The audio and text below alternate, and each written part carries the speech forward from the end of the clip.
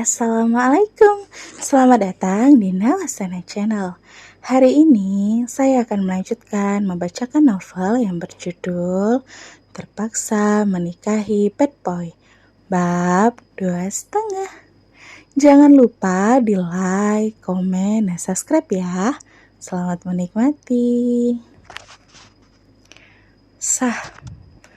Semua orang berseru sah saat pemuda mabuk yang sudah sadar itu akhirnya menikahi Shanum dengan penuh keterpaksaan. Dia menghindari amuk massa.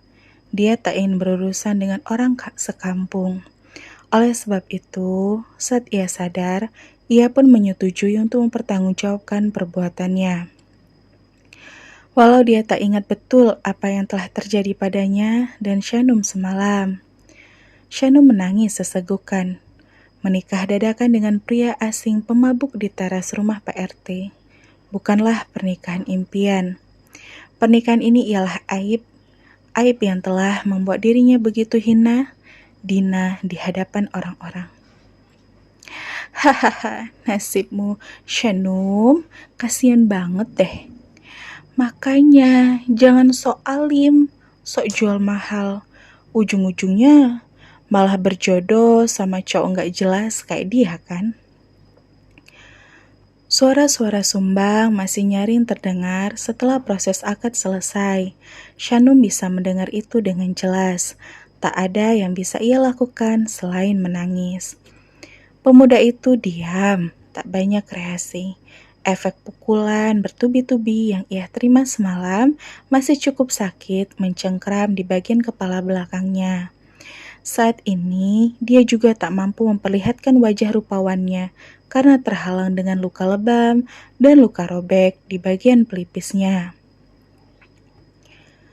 Orang-orang puas mencemooh Shanum dan lelaki itu. Nah, Shanum, sekarang pria ini namanya Zahran, sudah sah menjadi suamimu. Walau kalian hanya menikah siri, tapi hormatilah dia sebagai suamimu. Bimbing dia ke jalan yang benar ya, kata penghulu memberi nasihat. Shanum tak mau menjawab. Dia tetap menunduk menikmati tangis perihnya. Dan kamu, Zahran, lihatlah akibat perbuatanmu. Bagaimana kamu telah menyeret Shanum ke dalam kesalahpahaman ini.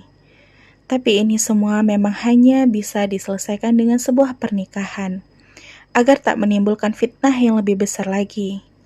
Asal kamu tahu saja, Shanum ini adalah gadis baik-baik.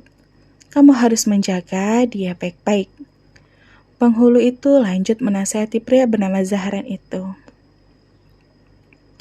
Pemuda 24 tahun itu hanya mengangguk tanpa sekata-kata pun. Dia pun masih tak bisa menerima kenyataan ini. Ketika ia tiba-tiba harus menikah dengan gadis 19 tahun yang tak ia kenal sama sekali. Setelah semua proses akad selesai, acara pun dibubarkan. Shanum dinikahkan oleh seorang wali hakim karena dia tak memiliki saudara sama sekali. Sementara Dharma hanyalah ayah angkat yang tak memiliki kaitan darah dan nasab sama sekali dengannya. Dharma dan istrinya bahkan tak menghadiri pernikahan itu. Dengan teganya mereka membiarkan Shanum menanggung sendiri rasa malunya.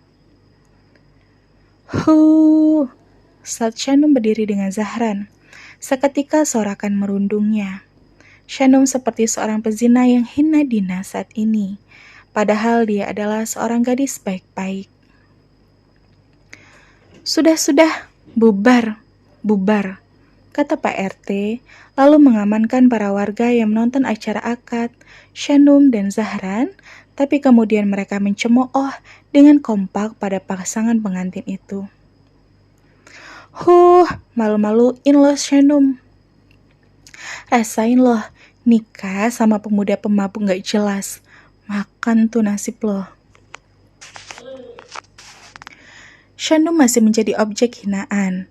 Lama-lama Zahran jengah juga mendengar itu semua. Karena bagaimanapun juga, perempuan berkudung putih itu adalah istrinya mulai detik ini. Sekarang kita langsung ke rumah bapakku aja, ucap Shanum pada Zahran tanpa menatap wajahnya. Shanum masih tak ingin melihat wajah suaminya. Oke, tukas Zahran pelan. Keduanya memutuskan untuk pulang ke rumah Dharma. Shandum harap Dharma mau membukakan pintu rumah untuknya setelah tadi pagi Dharma menyuruh Shandum untuk pergi sendirian ke rumah Pak RT. Bubar, beri jalan, mereka mau lewat, kata Pak RT dan beberapa hansip yang mencoba membelah kerumunan agar supaya Shandum dan Zahran bisa lewat dan pulang dari sana. Sorakan masih terdengar, mengiringi sepasang pengantin yang tak bahagia itu. Shandum mempercepat langkahnya dan tak tahan ingin segera menyembunyikan dirinya di rumah. Shandum malu tak terkira. Beban moral yang ia tanggung saat ini amat sangat berat. Zahran malah bersikap kalem-kalem saja dan berjalan mengikuti langkah Shandum sampai dia melihat seseorang di depan sana sedang menggenggam sebutir telur dan seperti orang itu hendak melempar Shandum dengan telur itu. Rasakan ini, pelacur. Pier, benar saja. Orang itu ingin memecahkan telur itu pada kepala Shandum, tapi sepersekian detik, Zahran sikap menghampiri sehingga hasil telur itu pecah di punggung kokoh Zahran.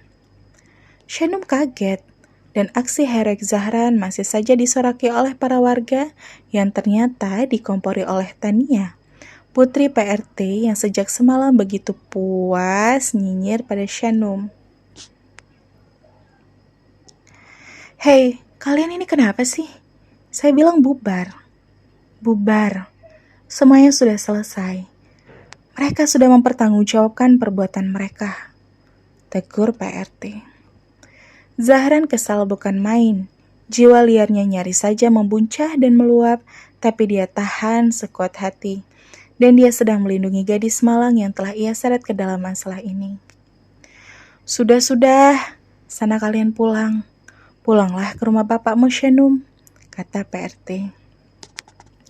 Iya, Pak, terima kasih, kata Shandum lirih. Shandum menatap Zahran lalu mengangguk memberi isyarat kalau mereka harus segera pergi. Zahran pun tetap merangkul Shandum untuk berjaga-jaga kalau nanti ada orang yang jahil lagi. Sorakan tetap terdengar. Terus terdengar sampai akhirnya pudar setelah mereka semakin menjauh dari lokasi akad. Hanya menemui 2 belokan saja, Zahran dan Shandum sampai di rumah Dharma, rumah yang selama ini Shandum tempati. Rumah tempat Shandum bertumbuh, rumah petak di gang sempit yang padat penduduk. Zahran kini tahu kalau dia terjebak di lingkungan yang jauh dari tempat tinggalnya yang sebenarnya. Tak banyak yang tahu kalau sebenarnya Zahran bukanlah pemuda sembarangan. Itu terlihat dari cara ia berpakaian. Jika ada yang jeli melihat bahkan celana jeans dan t-shirt yang Zahran kenakan saat ini seharga dengan harga sepeda motor matic. Tapi kesan pertama yang buruk membuat orang-orang hilang respek pada Zahran. Dan tampaknya Zahran menyimpan sebuah rahasia yang tak ingin ia tunjukkan pada orang-orang. Ini rumahku, rumah bapak angkatku. Cobalah untuk memohon maaf pada bapak dan ibu, kata Shandum sebelum ia masuk melewati pintu rumahnya.